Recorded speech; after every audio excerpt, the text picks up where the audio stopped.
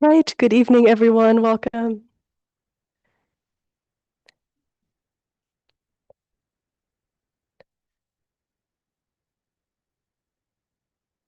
Let's see. I see Aya Adimuti. Welcome. Uh, Darcy, Verobikuni Dhammadippa from Thailand. Let's see. Nucheda. Okay, wonderful. Glad you can all be here. And can everyone hear me okay? Yes, getting nods. All right, very good. We're still. Can you close the door?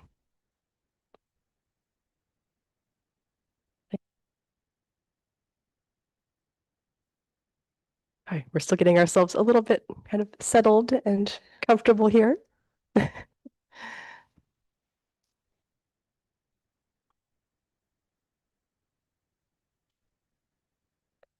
And Paul, if you could check the live stream, that would be great. Right. So, welcome everyone. So, this evening we're having a bit of a different program for our Tuesday evening. We are coming together and having a chance to share about those of us who went to the Sakyadhita Conference, which was about a week ago, 2 weeks ago, we got back, which was in Malaysia, the Sakyadhita International Conference. And, it was a really for me, it was a really powerful experience. And we have three of us here in the room physically who attended, and we have several more online who also were there. And I think we came back with a bit of a Sakyadhita glow, and wanted to share that with all of you, and maybe relive a little bit of it ourselves as well. So, um, really happy to be here with you. Let's see, we have a number of people who were there who are here in the room with us, virtually or physically. So, glad for us all to be together. So, the plan for the evening is, this is our usual Tuesday evening program. So, we are going to start with a little bit of a guided meditation, but maybe about 20 minutes, not as long as usual. And then we'll get into the main part of the program. So, if we can have everyone just get settled. So, settle. We can have everyone kind of settle in and prepare yourself for meditation, and just take a moment to arrive.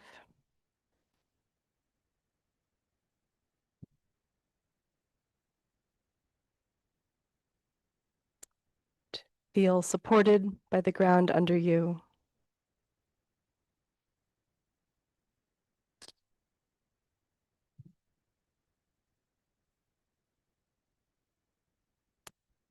Check in with your posture. I want to be balanced and upright, but also relaxed and at ease.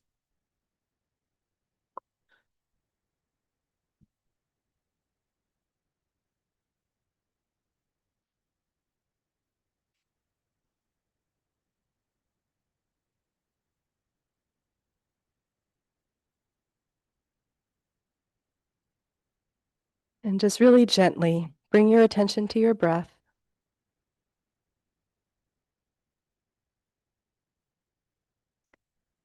And just check in. How can it be more comfortable? How can it be more at ease?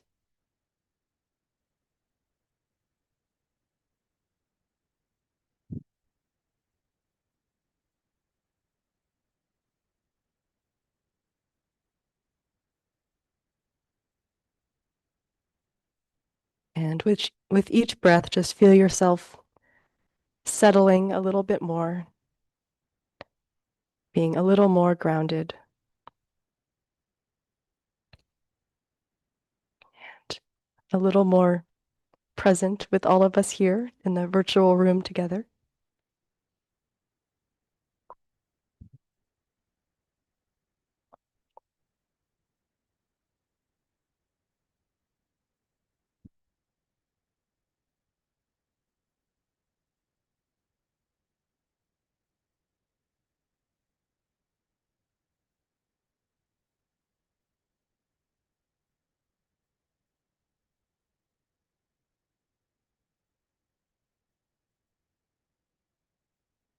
So we're coming together this evening for a time of community.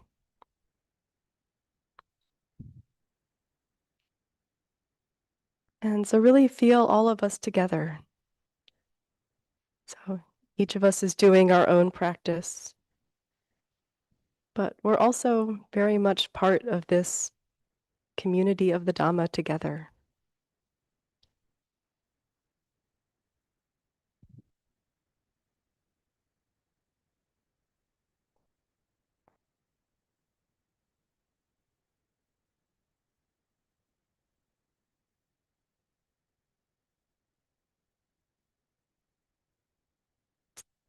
So we're part of this great tradition that stretches all the way back to the time of the Buddha.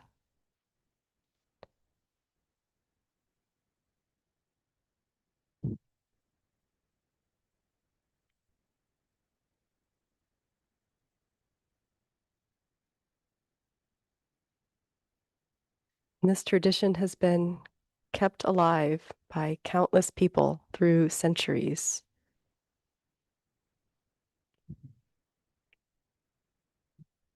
Each of them as individuals, devoting their life to this practice.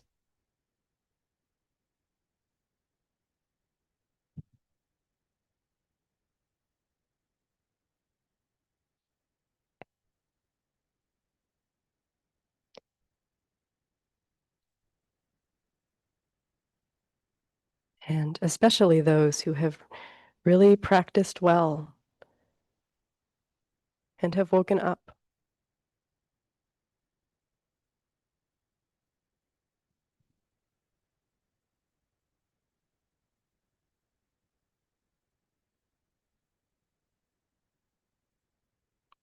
So really turn your mind towards those people, those who have practiced well and realize the Buddha's teachings.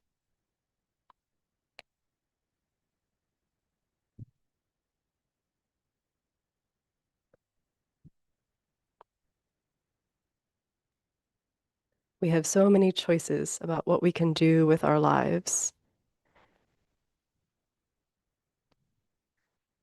But those who have really dedicated themselves to this practice and been successful at it, this is really the thing that is most deserving of our respect.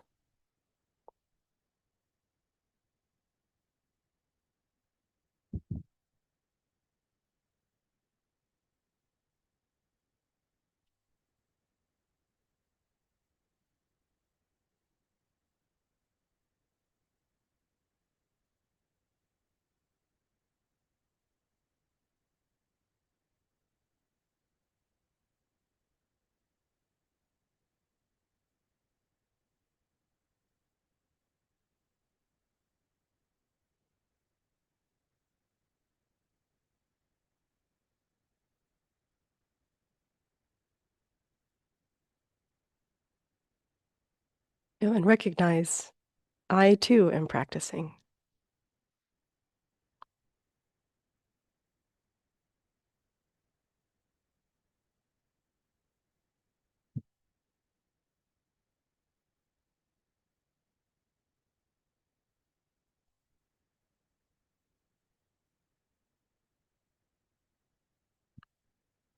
Maybe for ourselves, it's a little more difficult because we are so familiar with our own faults.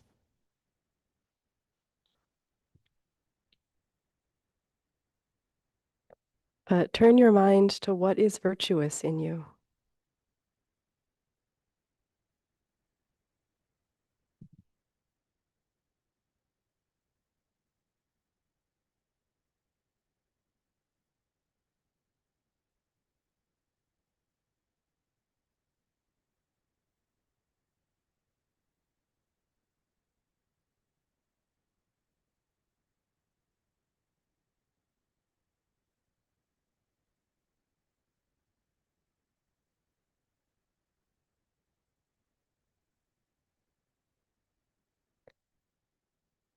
Turn your mind to those times when you have chosen what is generous and kind and harmless. and feel the joy of that.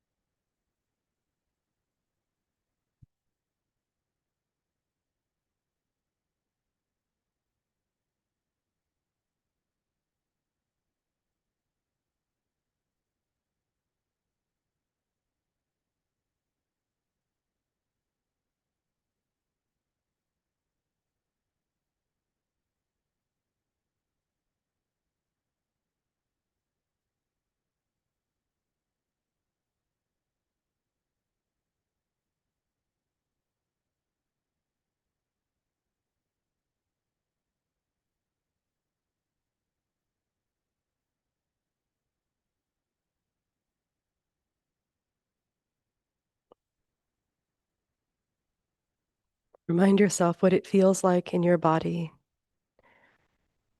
when you are really mindful and attentive and kind.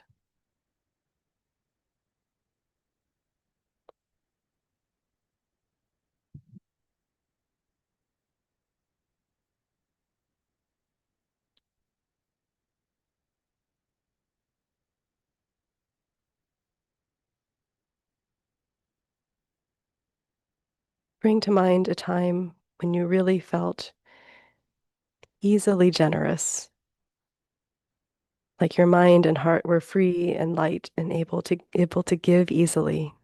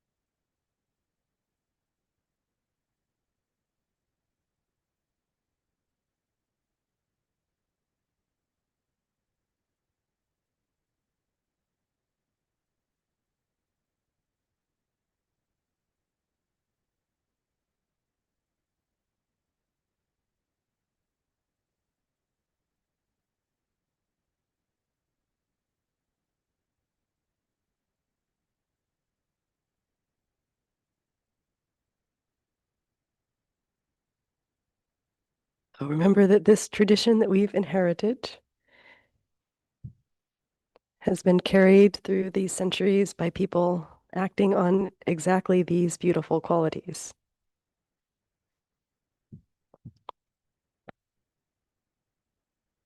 People acting with their dedication to practice and their virtue and their generosity.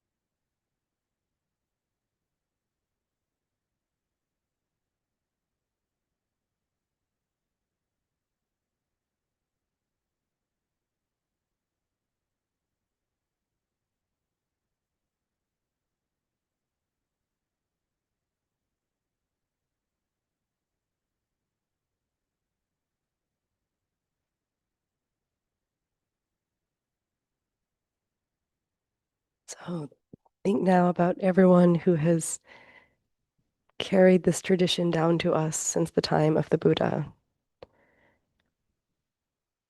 And, thinking about the good you've experienced in your life because of the Dhamma, and share that gratitude back with them.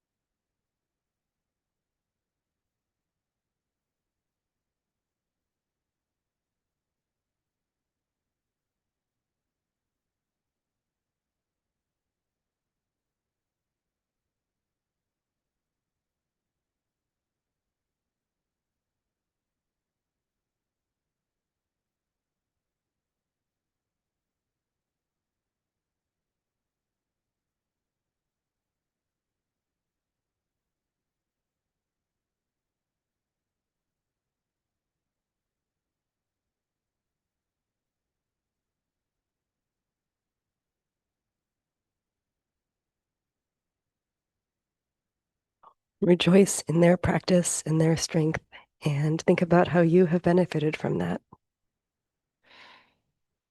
And some of their names and their stories we know, and most of them we don't.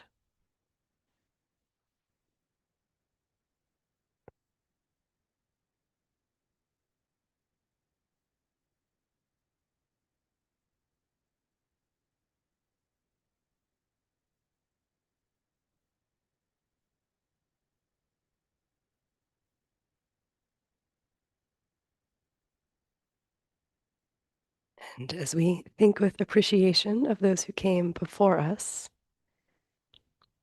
we can also think of those who will come after us and our generosity to them.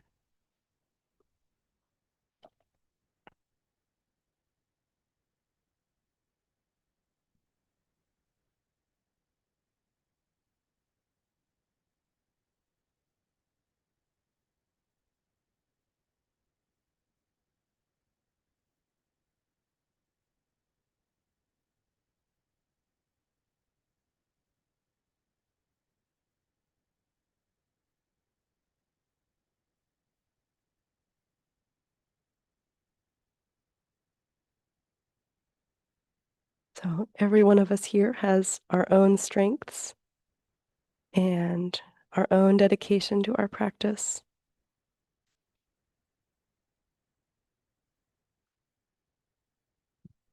And really feel how we can cultivate and develop those strengths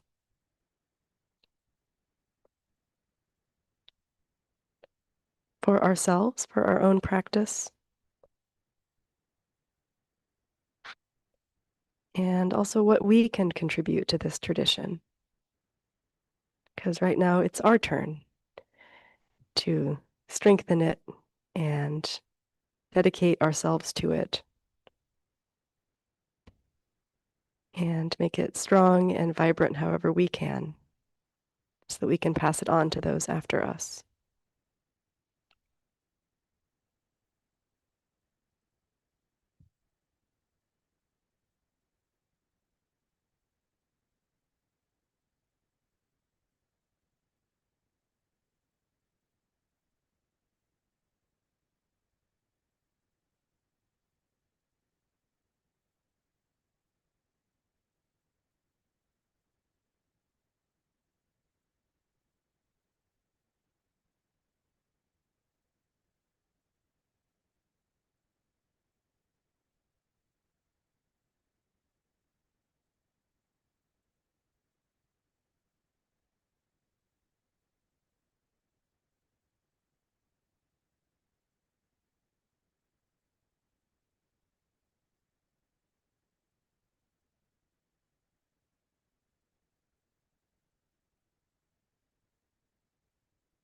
So feel all of us together in this network of practice and dedication that's stretching back to the Buddha and will continue on after us.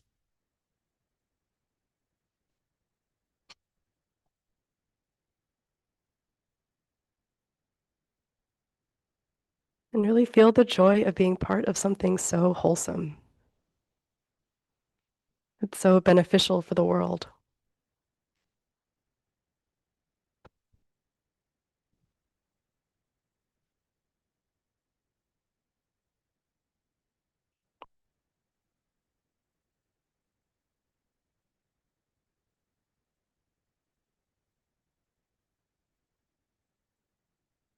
And let yourself rest in that and feel the confidence that brings.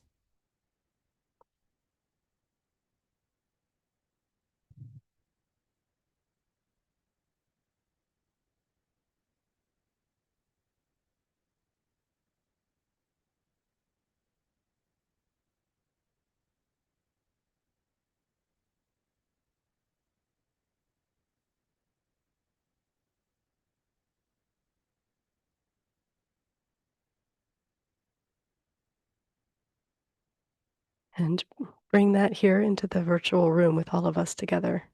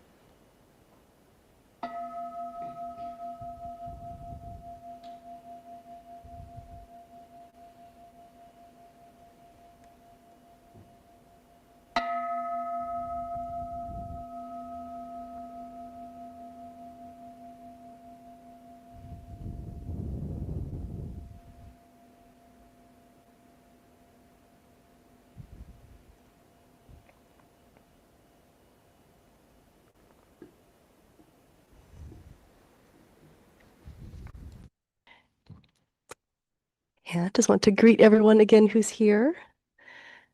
So we have Aya Adimuti joining from, I think, New Zealand, and Paula, who went with us to the conference, and Darcy Price Wallace. We have Ayadamadeepa joining from Thailand. Let's see, we have Nuchada, who was part of the Dhammadharini group. And here in the room, I have Venerable Vandana and Samaneri Ariyadhammajivi, who went with us, and also various others here off camera who you can't see. So yeah, really glad to have everyone together with us this evening. Okay, so for this evening, I want to definitely focus more on our kind of our experience and a chance to share more about that. But for those who didn't go, I wanted to give a little bit of just a little bit of background and kind of overview of what is Sakyadhita and try to give you a little bit of a sense of what it was like before we talk about it. So I have just a few slides with just some kind of basic information. So this was the Sakyadhita International Conference, and Sakyadhita is the International Association of Buddhist Women, and it was founded in 1987 in Bodh Gaya, India, by Ayakema and Chatuman Kabul Singh, who is now Ayadhammananda of Thailand, and Karmalekshe Somo. And so the main activity of Sakyadhita International is to hold this international conference every 2 years. And there are also national chapters that may have additional activities. The USA chapter has been kind of inactive, but it seems like is maybe in the process of being revived. And so what we attended was the 19th International Sakyadhita Conference, and it was June 15th to 23rd in Kuching, Sarawak, Malaysia. And I did not know anything about where that was before I went. So just to give you a little bit of orientation, that's the little yellow sun there is where we were. So that's in the state of Sarawak, which is part of Malaysia, which is on the island of Borneo. So that's where we were. It was just a wonderful city and a beautiful place. And the conference had about 400 attendees from 35 or over 35 countries, both lay and monastic. I think maybe about 50% monastics. I think it's about right. And participants from just all different traditions, very diverse. Every corner of Buddhism, I think, represented. And the overall theme of the conference was Navigating Change, Buddhist Women in Transition. So kind of what were the elements of the conference? So a big focus was presentation of academic papers, which were on a variety of topics related to Buddhist women and relevant to that theme. And we have a couple of people with us who presented papers on the call tonight, so we can ask them to talk about that a bit. So if anyone is interested in reading the papers, you could take a screenshot of this. This is a link to the conference proceedings. They have it translated into 4 languages. So lots of fairly short papers, but lots of things on lots of different interesting topics. And there were also morning meditation sessions led by different people from different traditions. There was chanting. This is the picture here where they brought together all of the Theravada monastics to chant together in Pali, having never chanted together before. So it was a little bit, it was a little rough, but everyone very different chanting styles from all over. But we were less unified than some of the other traditions. But it was beautiful. There were also evening Dhamma talks. So this is the retired president of the Korean Buddhist Bhikkhuni Association, and she was giving a Dhamma talk one evening, which you can see her there with her translator. And there were workshops on a variety of different topics, and those were basically gatherings of small groups with someone leading the workshop, and there were meditations and discussion groups and craft projects. You can see here we have Samaneri Ariyadhammajivi led a workshop, which we'll ask her to talk about. That's the picture on the left there. And on the right is a painting workshop that I attended. And there were cultural performances. There was an evening that was sort of like a talent show that was, anyway, I didn't go. It was quite a lot of singing and dancing for the Theravada monastics who have precepts against seeing such things. But there was, I think, a lot of really wonderful talents represented. And, just we were there for a week, and there was just a lot of informal conversation and exploring the neighborhood around the hotel, and a lot of chances to kind of more informally spend time with people. And then after the end of the formal conference, there was a 3-day tour of local sites. So we got to be driven around and see a little bit more of the local area. On the right there, you see Samaneri Ariyadhammajivi and Samaneri Ariyadhammajivi from Cambodia on the night food market street. And so now they put together that throughout the whole week there were video cameras and cameras everywhere constantly. So they were always taking video of us, and they put together a highlights video at the end that they showed to us at the closing. And it's just about a 6-minute video that I'm going to show to you now. And just this kind of can give you just a little bit of a flavor of what the conference was like and see some of the people who were there.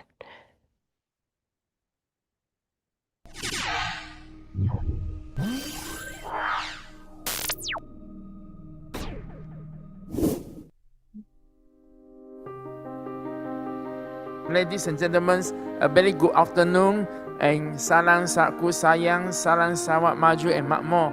First, let us use our Sarawak ways to welcome all of you to Sarawak. Ooh, ha!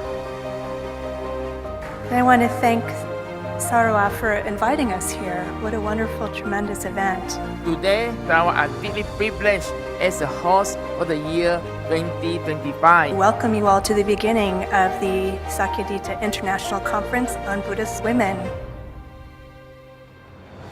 Explore the evolving roles and challenges faced by Buddhist women and their depth of personal, social, and spiritual transformation in a rapidly changing world. With a focus on resilience, adaptability, and empowerment, the conference aims to foster meaningful dialogues and collaboration amongst participants. Your commitment to this gathering certainly reflects the shared vision of Sakyadhita. Invites us to reflect on the deep, transformative roles that Buddhist women continue to play across the world. 사카디타 대회는 단순한 모임이 아닙니다. 전 세계 불교 여성들이 2년에 한 번씩 한데 모여 지혜를 나누고 서로 힘을 하나로 모으는 소중한 장입니다. I want to congratulate you for making an effort to do that. It is an invitation to examine how traditions and innovation can meet with integrity and how the wisdom of the Dharma continues to guide us. 이것이 바로 우리 여성 불자들이 만들어내는 기적이라고 생각합니다. This conference promises to be a rich and transformative experience. May your time in Sarawak be filled with warmth, learnings, and discovery. You and me can make a difference to the whole world.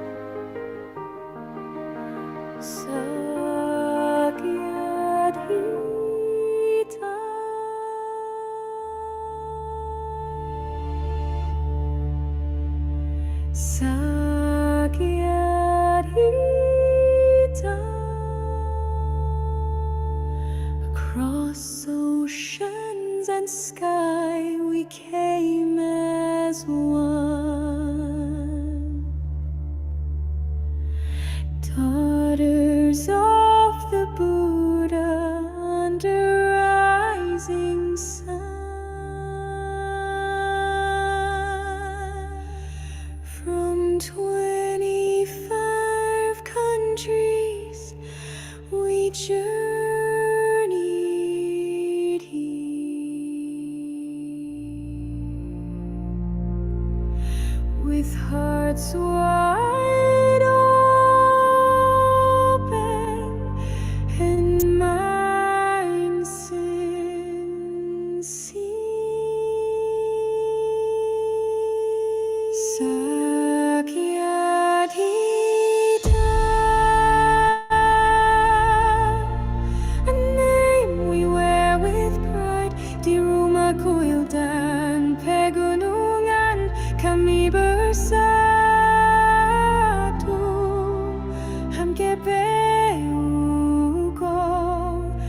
함께 자라요. In sacred stillness our spirits flow. We are the voices calm yet strong. We are the ones who've walked so long, breaking silence, breaking ground. In unity our truth is found. Không có răng rơi, không có phân cấp. We walk in peace, we walk with pride. Niềm sinh trong ngõ mình sim niềm sơn lên. We find the path to peace of mind. We are the voices calm yet strong. We are the ones who've walked so long, breaking silence, breaking ground. In unity our truth is found. We are the daughters of the Buddha. In every land we light the flame. With courage bright and voices clear, we plant compassion far and near.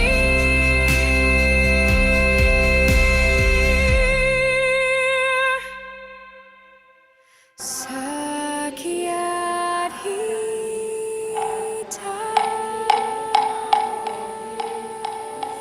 More than a word, it is a movement, a rising herd. In every chant, in every hand, we build a kinder, freer land. Sakyadhita, welcome to Sarawak,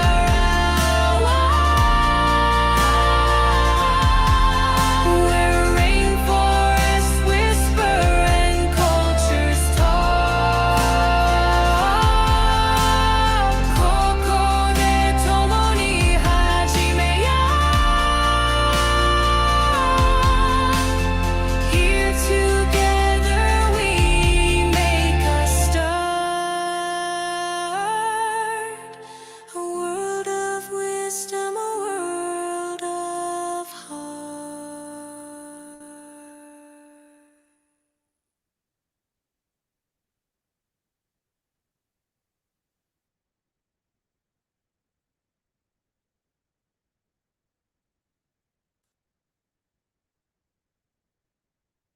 Right. Well, hopefully that gives you just a little bit of a taste of what it was like to be there. So I guess I want to start by calling on Venerable Vandana. Do you want to just say a little bit about, I don't know, like what was your strongest impression? Like what was kind of most important to you that came out of being there?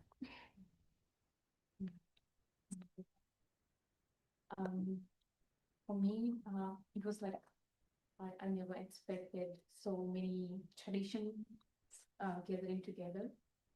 And what I like the most about this conference is like in my entire life, I saw first time that women helping each other to grow up. And when I entered there, I didn't feel like I don't belong here.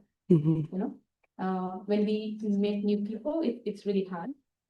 But when I went there, I feel like I know them from many year lives. I don't know.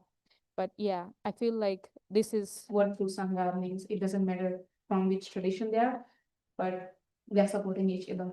I mean, I really felt bad. And in that videos you see I'm smiling, so and I think the whole entire Sakyadhita conference, I was so happy and I was not worried about anything because I had that beautiful Sangha with me all the. I think that's a really beautiful memory that I have. Yeah. And that was my very first conference as Sakyadhita. Yeah. Yeah, and if those online who were there want to raise their virtual hand, if you'd like to say something, or I might start calling on you, but you can start by raising your virtual hand.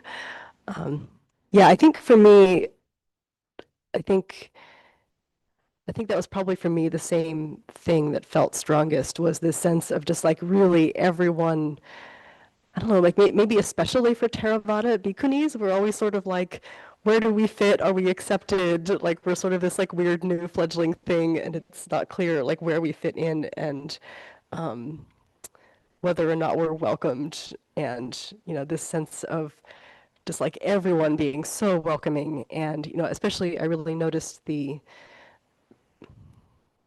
were a lot of Korean bhikkhunis there and a lot of Vietnamese bhikkhunis there that come from these very large, strong communities. And it was really clear that they're like, of course you're one of us. It was like, you'd be walking through the hotel and a Vietnamese bhikkhuni who you'd never met before, who didn't speak any English, would be like, come, I'm giving you a hug. Let's take a picture together. Like, let me give you something. It was just so, yeah, just really feeling very welcomed. And certainly, I would go to the things that were more like the Mahayana teachings, and I'm like, the teachings I don't connect with. I'm in Theravada is the right place for me, but just this feeling of like being part of this international sangha was really strong. I'm wondering, could I invite Ariyadhammajivi to speak? Are you there?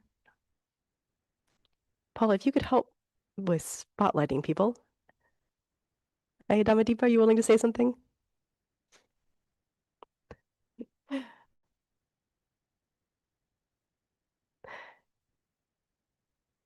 Maybe not.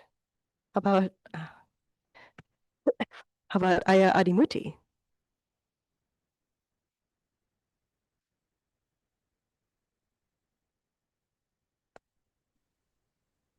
Sure. Yeah, I mean, probably the same as all of you. I mean, I'm lucky was actually my 6th conference. But the first conference I went to, I was about Venerable Vandana's age, just a little bit older. And it was so inspiring, For me at that time, I'd been a Meiji and had a sense of, having no voice and no presence in the world and being at that conference and seeing all these really strong, eloquent, confident women, just completely transformed my sense of what was possible as a monastic. So I'm doing it myself. Can you give me everyone's view again? Anyway, it doesn't matter. I'll just talk to myself. But anyway, it's this way others can see you. Sorry. Okay. But this, yeah, I mean, just this conference, just the amount of joy that's there that I think everyone was talking about, just it's incredibly joyful and inspiring and the feeling of connection. And from those, that huge feeling of connection and inspiration and just meeting so many incredible women, both lay and monastic, it's like just opens your mind about what's possible for you and what you might be able to bring forward into the world. And you learn from a lot of people who have gone through a lot of hardship. And, also for us as especially maybe in the Theravada, we have some mentors, but not heaps. And there you meet a lot of very senior bhikkhunis and, your heroes like Tenzin Palmo and people like that, Jitsima, and you get to speak to them in person. And the kind of imprint that leaves, those kinds of encounters, you remember them for a lifetime, and you remember, what's possible for all of us as well. So I don't know, I could keep talking, so I guess I'll stop. But just a lot of joy and a lot of inspiration and the kinds of possibilities that those emotions and that connection and being exposed to so many perspectives and experiences and ideas and seeing people who have really done the impossible in their lives and brought things to life that weren't there before, really, in a sense, like fertilizes all of us. So I guess, yeah, something like that. Yeah, I mean, I appreciated something you said to me during the conference that was just like, everyone you meet here may look kind of unassuming, but it's like, oh, this person's this very well-known scholar, or this person runs an orphanage for 100 children in Thailand, or, just like these women who are really in these amazing leaders. And yeah, as you said, Jetsun Ma Tenzin Palmo was there, and Venerable Karma Lekshe Somo was there. who were kind of like the two most senior.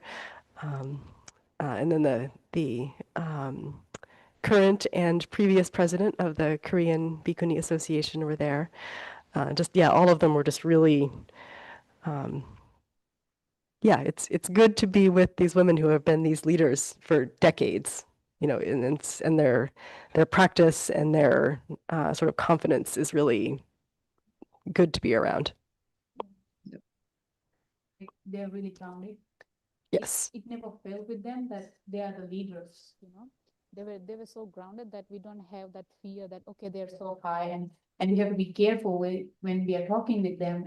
They gave us so much comfort, so much kindness that we feel like, okay, this is the right person we are talking, and we don't have to be afraid of anything. You can talk openly, open-heartedly, you can talk. And if something's going wrong, they are there to catch you, So I feel really grateful to meet this beautiful, wonderful people, and especially I talked to Jetsuma. Yeah, Venerable Vandana had an 1.5 hour long interview with Jetsuma. That was really, really wonderful. I never thought that. Whenever I was looking at her picture, I was like, okay, maybe one day I will see her. But when I was in front of her, I was like, is it real happening? I was like, what to say or no? And Ayadi was like, say. So I was like, okay, process. And then she was so kind and so humble, and it never failed something before, like any leader. I have met many people like that. The kindness, the compassion, when you see them, the calmness on their face, I can't explain in the words. And do you want to talk about any of the advice she gave you? She gave me advice that believe in yourself. That's really important. If you don't believe in yourself, no one can help you. And I think that's really true. If we can't believe in ourselves, it doesn't matter how many Kalyanikas we have, no one can help us. Yeah. Let's see, Paula, would you like to say something? Sure, thank you. I think echoing much of what others said, that no one really felt like a stranger, and it was so open and welcoming, and I was called sister more than I ever had in my life, and there was something that felt just so special about being welcomed in all the different cultures and communities, and we all felt like one at that conference. And I think it was just it, and many had said this too, it makes it feel like anything's possible, because I think we got a little stuck in our little bubbles during COVID, and getting out and getting into a larger community was like, oh, there's power in numbers and strength in numbers, and there are a lot of us, and we are all working together towards common goals, even if it's in different traditions and different cultures and countries and styles. And I think it just, it was incredibly inspirational, and just spending time with so many amazing women. I could keep going on as well, but it was inspirational. It was a sense of deeper belonging that I don't think I'd had before. Whenever I'm kind of late. Oh, Ariyadhammajivi. I'm kind of late, so I just got link from. So I just jumped in, a few minutes ago. I don't know you have time for me or not. Yes, please go ahead. This is Ariyadhammajivi, who was part of the Dhammadharini group, but came from Cambodia and is now back in Cambodia. Hello everyone, to Venerable and all the friends who joined the Zoom here. I'm kind of a little bit late, not a little bit late, so late. Thank you so much, Venerable, give me the time. So for me, that was my first time participating in such a large group of women from around the world. Women from many countries. Women from many countries, including monastic and lay women. share their stories and hope for justice and equality. So this is what I observe and understand. It was heartbreaking to hear how women are often treated unfairly because of their gender, tradition, and culture. Many share experiences of discrimination, which I believe harm it just not individual, but also families, community, and entire nation. So as I'm the first Buddhist woman from Cambodia to attend, I felt proud and motivated to continue advocating for women's rights. This conference showed me that when we come together, we share our story and support each other. So I hope real change, become possible. So for me, after listening to their story, I realized we are not so different. We all wish for the same things, to be treated with respect, kindness, and fairness. I also could feel their emotion. I could feel their emotion because I'm woman too. Because I'm woman too, and I have similar struggles. This made me feel a deep connection with them, understanding that we are all part of one human family. So I would like to share a little about myself, being the first Cambodian Pikuni to have this opportunity. It was meaningful to listen to women from different backgrounds. Many stories highlighted how culture and gender-based treatment can be harmful. I believe this inequality is unhealthy for our future.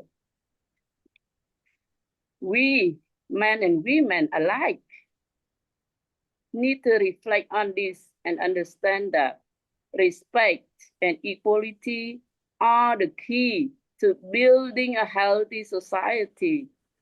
Through the teaching of the Buddha, I remind everyone to practice mindfulness and self-awareness. So when we understand ourselves, we can better understand others and become responsible for our nation. So today I thank Venerable, I thank the program organizer for this wonderful opportunity for us to be together, to share, to reflect our story and support each other. Thank you so much, Venerable, for giving spare me the time. Sadhu, sadhu, sadhu. Yeah, thank you for joining us.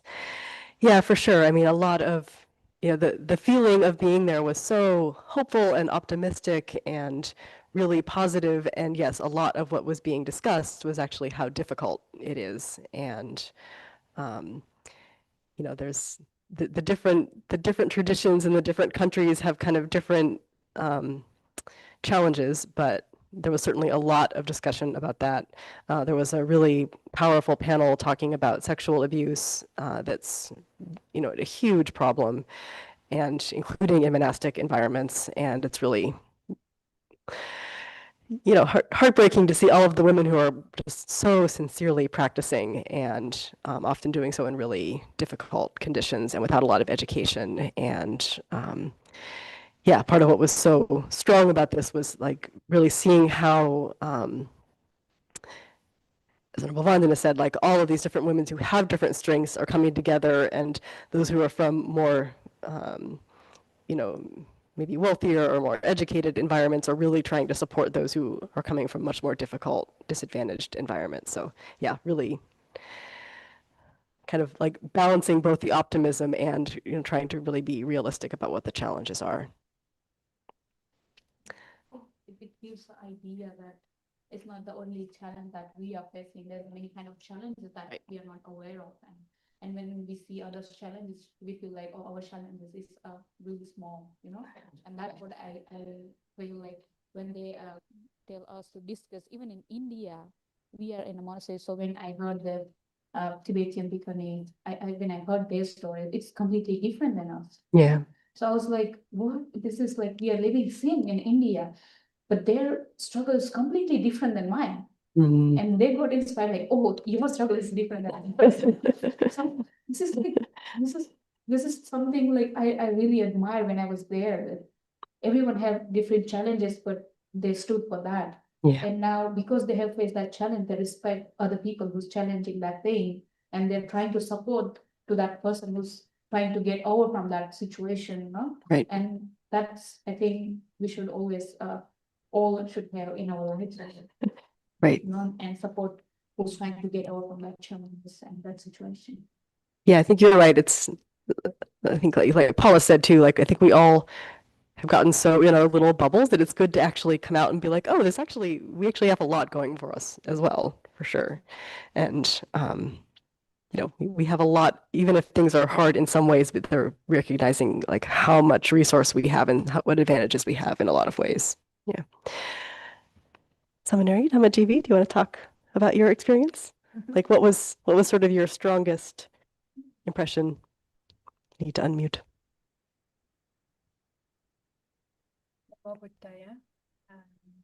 My pay respect to all the venerables and greeting Dhamma friends.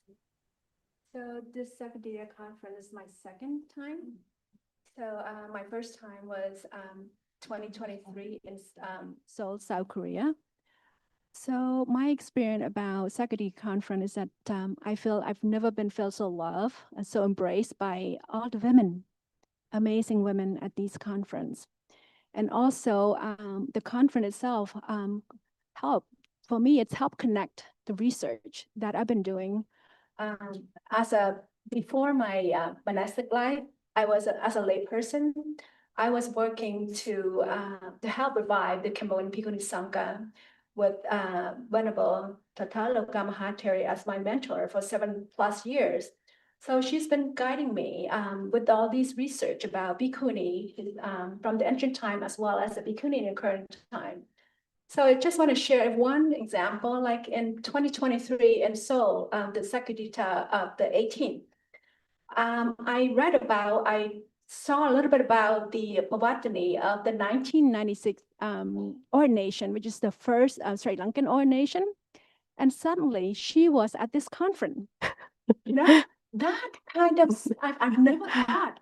Not only that, I was riding in her car to her place. You know,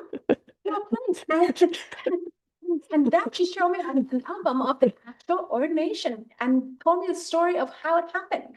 So that kind of connection was so powerful, and so it's incredible. And then you know, it's unforgettable. So I couldn't stress more than that. It's just like you connect to what the people actually drive the what you call that to make the difference, you know, to make women accessible to Buddhism, just like the Dhammadharini, you know, allow the Sri Lankan or the first group of Sri Lankan to become fully ordained.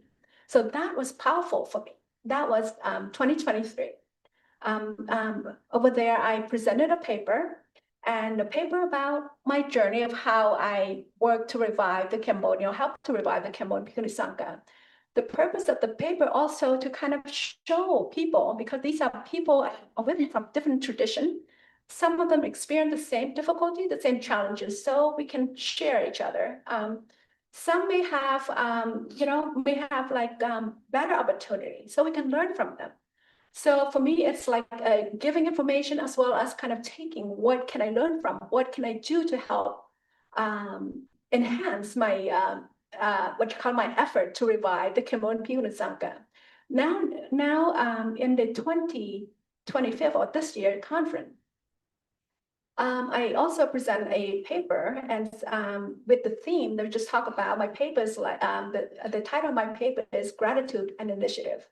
So this is the principle of my life that helped me from like being a refugee all the way to completing school and then help to revive the Cambodian Bhikkhuni Sangha. To me, that was very positive and it's enjoyable for me. I want to share that back to those who have gone through challenges, and these qualities could help, some of them kind of follow through. At the same time, I also learned from them. So and to me, it's like a two-way street. And in 2023, I was a lay person. I was at a conference. I felt love. I felt embraced. But in 2020, this year, I was there as a monastic.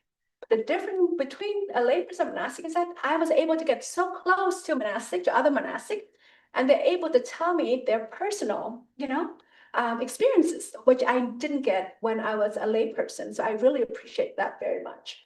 And I also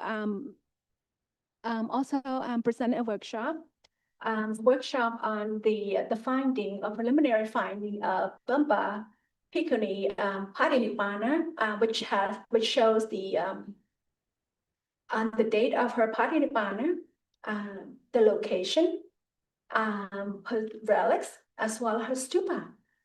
This information is not found in the Tipitaka. So it's very important. So my goal is that to share the information to an audience that's, that need this information because it's not available. At the same time, I was trying to see how can we get idea from them, because we have all of them all at one place, how can we get this information to the public? So the information that I share is basically it's coming from like a calm manuscript found in the Paris Library. And there's 2 other manuscripts that's available, that more information that could be found about women, because there's very little information about women, ancient women during Buddha's time that are, that's in the Tipitaka. So it's a sharing information. It's a very, very, very, I would say, beneficial, feel love, just amazing. I couldn't say more. So I want to pause from now for this. Yeah, I think really, really well said. And like you said about just kind of all of these people who have been shaping this tradition for women for decades, and they're just like all there and you can meet them in person. I wonder, Darcy, would you be willing to say something? Oh, sure. Hi. It's really great to see you all again. I'll just start with that. So thank you. Yes, good to see you. Yeah, I'm not just sure introduce briefly who you are for those who don't know.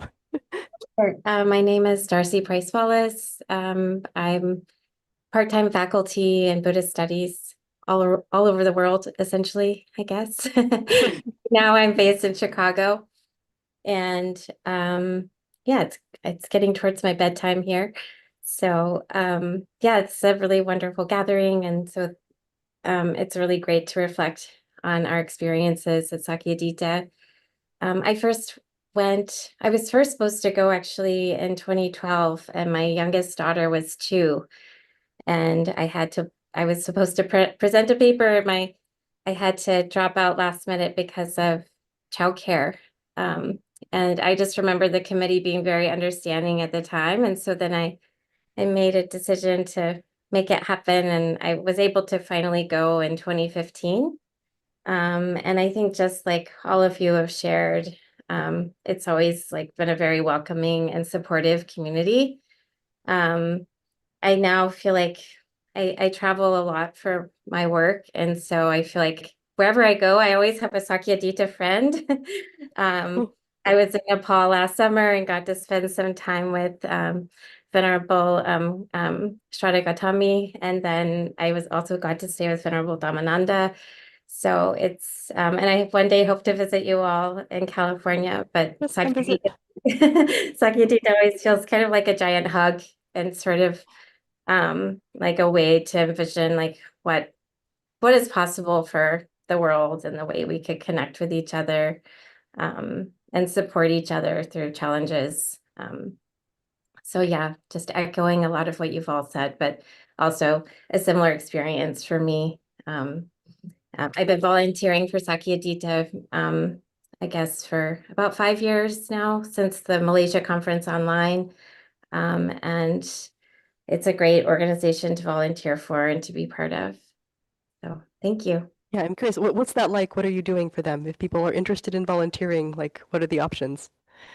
Well, I know that there's an effort to get the Sakyadhita USA chapter going again. There's going to be a meeting August 2nd. And then for the International Planning Committee, there's always work needed on so many different levels, from deciding which papers we can accept, to editing those papers, to helping people get their abstracts and bios in, and all of these little details. So program committee stuff is always an option. And I know that they're always looking for someone to help with the website. Right. I think one of the Shasta Abbey Venerables was frustrated with how the website was working and was thinking she was going to volunteer, I think. So yeah, thank you so much. It was really good to meet you. Yeah, you too. Yeah, I think one thing that was so striking for me was the sort of like complete lack of cynicism. Right? It was just like, yeah, it was just felt like everyone was really just like so positive and kind of in this very kind of unself-conscious way that was really refreshing, I think, after a lot of, well, maybe especially after the given what the current U.S. political situation is like. So, all right, I want to open up. Is there anyone else? You want to raise your virtual hand? Anyone else who wants to ask a question, or anyone else who went who would like to say something? Feel free to raise your virtual hand. I wonder, Nuchida, do you want to speak a little bit about your experience? Yes. Thanks for let me see. You see me now. Okay. Yes. Hi, good evening. Yes. So this is my first Sakyadhita, and I'm very, very grateful that I have a chance to participate it. And it's the experience is like beyond expectation. It's amazing. And it just like we've been all talking about it, and it doesn't mean much until you feel it yourself. And I'm again, the Sakyadhita is for everyone. So the next time it will happen again is in 2027 in Indonesia, and everyone can join, men and women, not just for women. Men is also a big part of the four part of Buddhist family. So, but one thing that I wanted just to put it in a short sentence is that, when we talk about metta and compassionate, sometimes we talk about it and we feel it in the air. Sometimes we just know that metta and compassionate is there. But at Sakyadhita, those metta, compassionate is almost like tangible to me. You can just almost can touch it. You can breathe it into your lung, and it's the present is so magnanimous that it just so much that you don't need to imagine it. You don't need to feel like, oh yeah, I send out metta, I imagine it, but you can just don't need it because you can see it in everyone's face, everyone's eyes, everyone's presence, everyone's aura. It just so much that you just feel like you go into a big chamber of compassionate and then absorbing it into yourself. So I just that's all I wanted to say.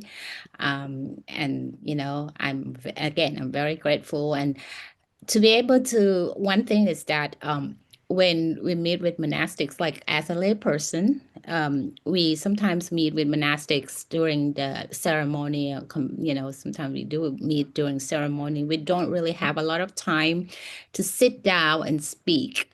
And during this conference, it's just like you're having a lot of time to sit down and discuss your idea, your thoughts, speak, chit chat with monastics. And it's just like having sorry, venerables, but having a girlfriend who is so much full with wisdom, and you can trust that girlfriend for anything in your utmost inner thoughts, because this girlfriend will lead you to the right path, because we all believe in the same thing. We all believe in the triple gems, and these girlfriends will not lead you to a crazy path. And then I was so grateful for that.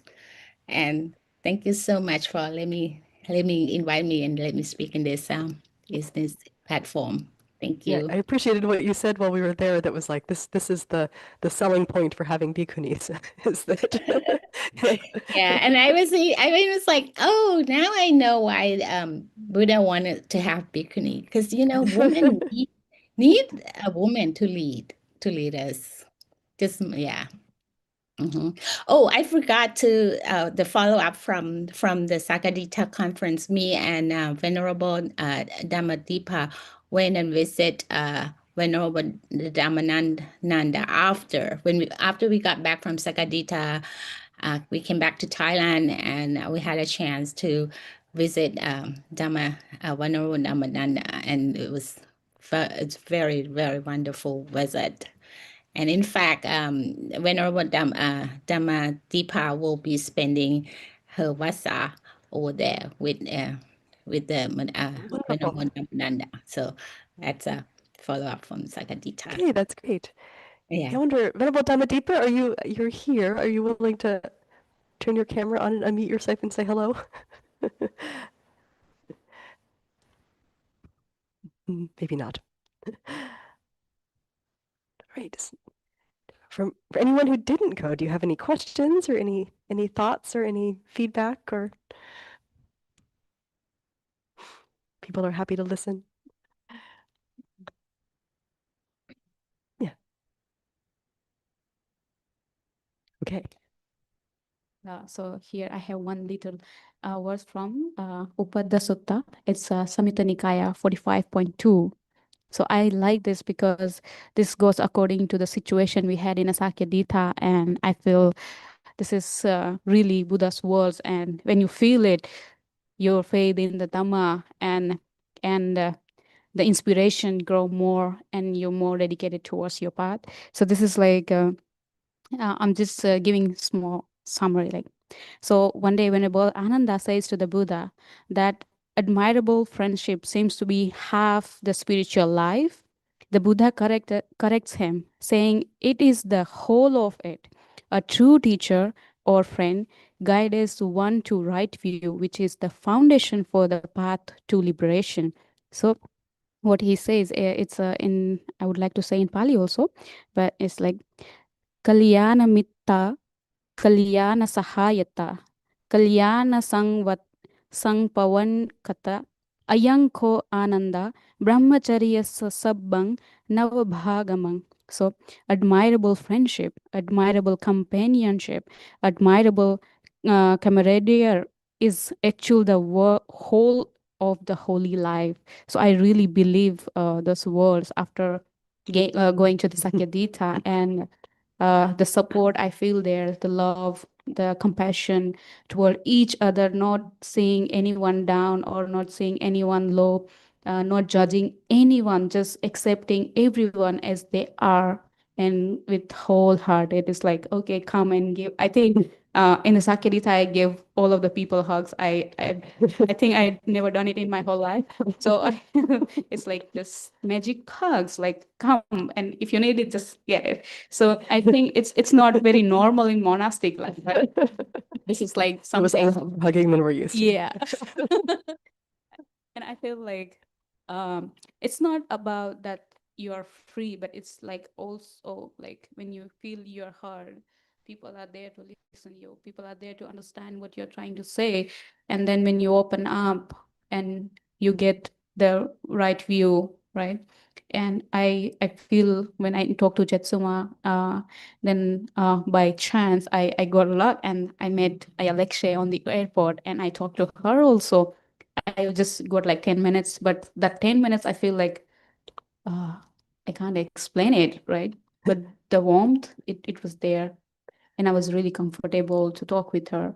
And I feel like everyone, now I understand why Buddha said that everyone should have a Kalyana Mitta in their life. It doesn't matter who it is, but you should have a Kalyana Mitta who will guide you to walk in this spiritual path and leads you toward the liberation, right? So I hope that everyone should have, you will find one day your Kalyana Mitta. And if you find, please don't let it go, right? Hold tight, right? Oh, my Kalyana Mitta will not let go. So if you want to be liberated in this life, so please do that. Thank you. Sadhu, sadhu, sadhu. Wonder, Adi, do you want to add anything else? I'm curious about like, I don't know, what is your experience? How can we sort of carry our Sakyadhita glow forward in between conferences? I mean, just keeping the friendships, right? I mean, like for me, because I've been to quite a few and I helped behind the scenes for quite a few, then I know so many people, they become kind of like your extended Sangha family or something like that.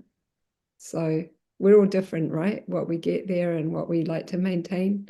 So for me, it's just, I really like connecting with the people and talking with them and making those connections and making those friends. And, you know, yeah. And like I think Venerable Vandana was saying, or someone, you know, everyone has this struggle, right? And we're all struggling in our own little bubble, but there's something magical about sharing that. Suddenly it's held in this very wide network. It's like, you know, that somehow expands our mind even in the middle of difficulty.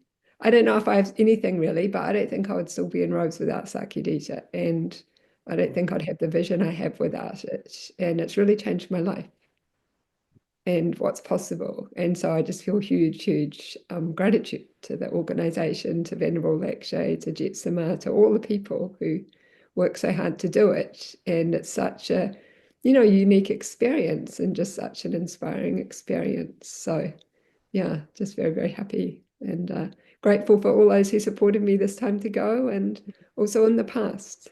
Yeah, and I think all of us who have been in contact had the opportunity to taste those conferences.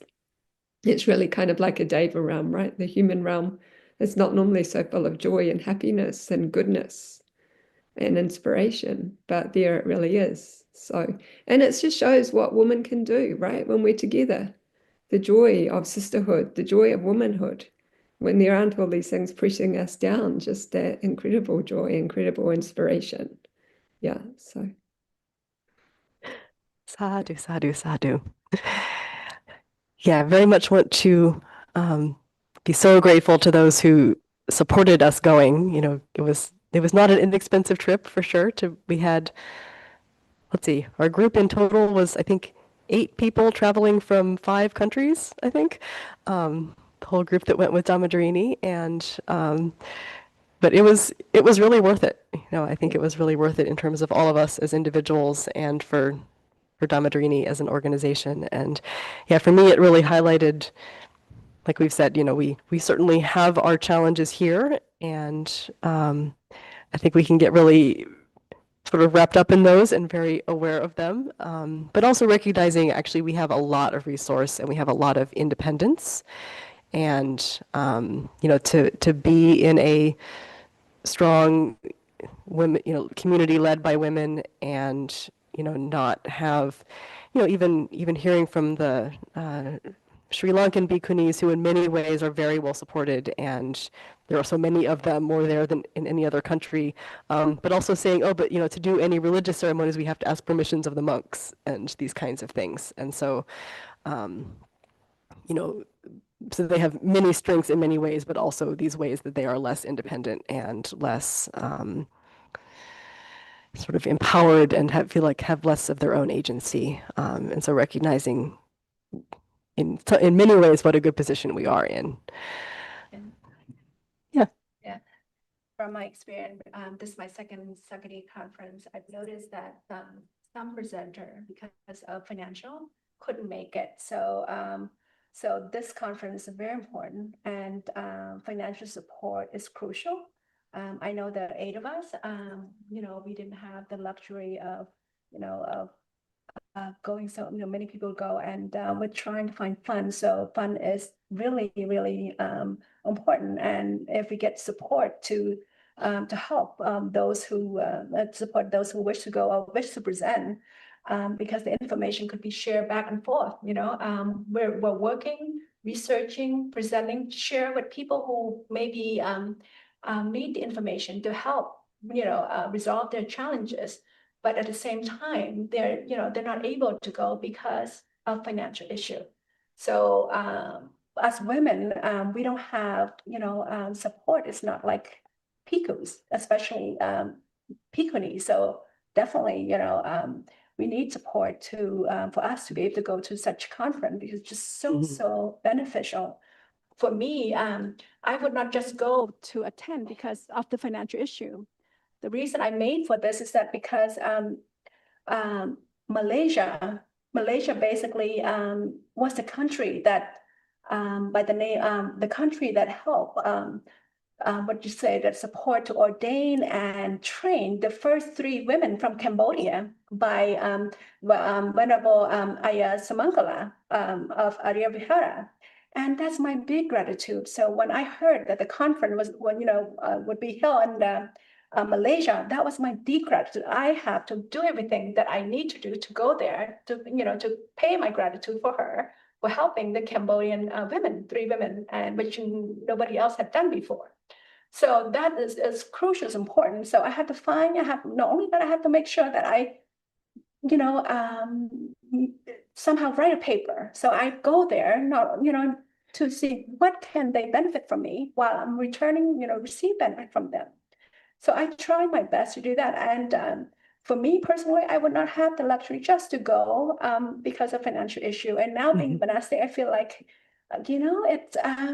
it's going to be tougher. I'm like a lay person. I can just go anywhere, my own. I can make that decision right now. I can't. Everything is dependent on lay people. So we need to support each other. And I feel like this is so crucial, so important for women in Buddhism as a whole. So I just want to acknowledge that support is needed here to continue to bring this forward. Yeah. Sadhu.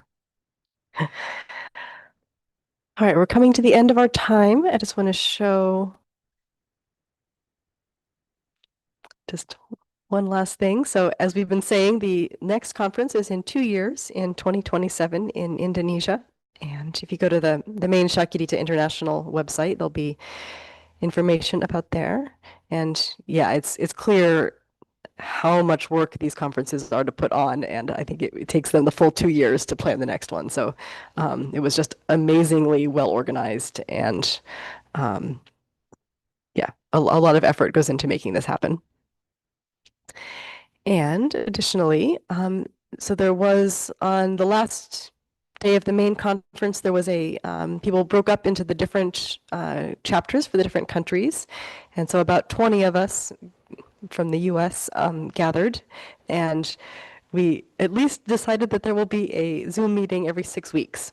So this is sort of the very beginning of Sakyadhita USA beginning to reform. So the first one will be Saturday, August 2nd at 2 o'clock Pacific time, and then every 6 weeks after that. And if you want to be added to the mailing list, then that's the email address here, and we'll also publish this in our next newsletter.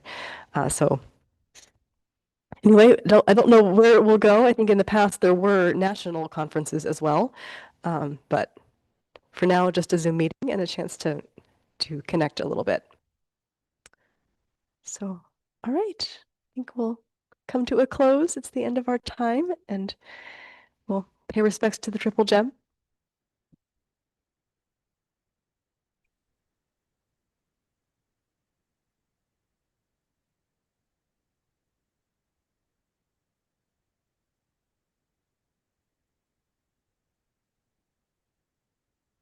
Arahang Samma Sambuddho Bhagava Buddhang Bhagavantang Abhivade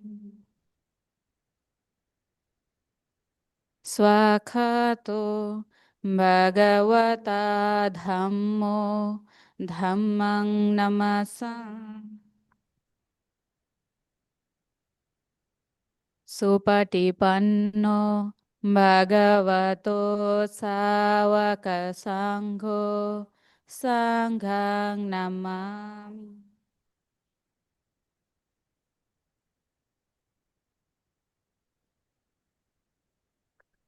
Right. Thank you, everyone. Good night. Thank you for joining us.